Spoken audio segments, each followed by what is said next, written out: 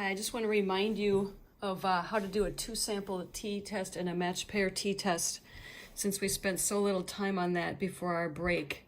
On that day before break, we had gone through this note sheet, and I hope you still have it, but if you don't, when you have two samples for a t-test, remember t-tests, we're using quantitative data, not categorical, so it's not percentages, it's numbers.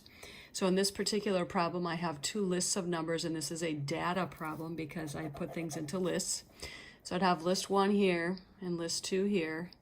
I'd put that into my calculator to start out with, and then I'm going to do a phantom here with my pop 1 and parameter 1 and our pop 2 and parameter 2 as I'm going through this. When you're doing an HO on a two-sample T, remember it's not just mu equals some number that's stated, it's mu1 equals mu2. Always for HO, and HA would be less than, greater than, or not equal to. In this case, we're trying to decide if the apartment's rent for less than the houses do. The assumptions, simple random sample, we would want a graph to show that the data looks approximately normal. Sometimes the graphs are given to us, and we don't have to worry about that. We're doing a two-sample t-test. It's on the calculator number 4. You go to the data part to do that. Degrees of freedom is the smaller sample minus 1. And that calculator button number 4 is going to give you your t and your p-value, and you're going to fail to reject on this one, but you decide by comparing to 0.5, just like always. Not enough evidence for this one.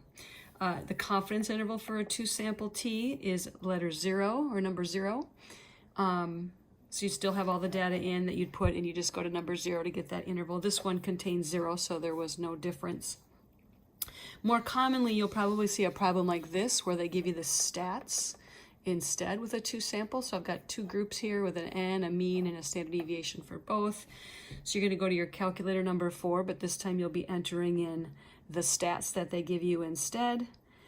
It's still going through the whole phantom just like before, and same with number 0 here to get your confidence interval. So it's just a matter of switching to stats versus data. But you'll notice my HO again is mu1 equals mu2, and on this one it's mu1 not equal to mu2. So that's your quick review of a two-sample T. On a matched pair one, it's a situation where, and this is the one we also went over in class, but it's one where you're looking at the difference between a before and after, or a post-test, pre-test, or something like that, where the same person is doing the treatment and control, or doing both tests, and so you have to subtract.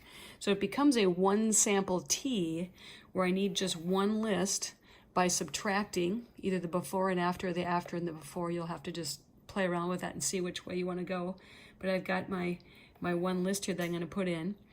But the big difference on a matched pair is that my HO is mu equals 0, because if there was no difference before and after, it would be 0. So it's always 0 on there. And it's just stat test number 2. Looks like a one-sample T, but it's a special case where mu is 0. Do the phantom the whole same way. You're going to graph if you need to graph.